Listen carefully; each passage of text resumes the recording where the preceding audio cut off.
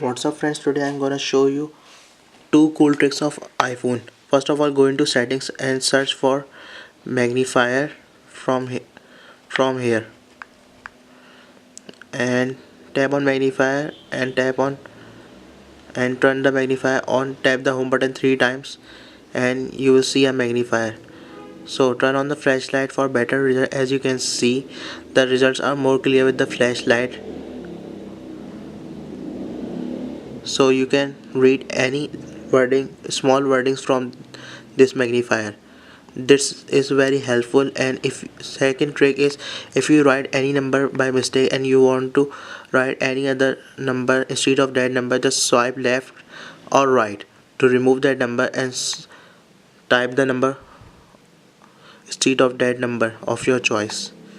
So that's all. Hope you guys like this video. Subscribe my channel for more iOS tips and tricks and updates and iPhone SE updates. That's all. Thanks for watching and subscribe, like and share.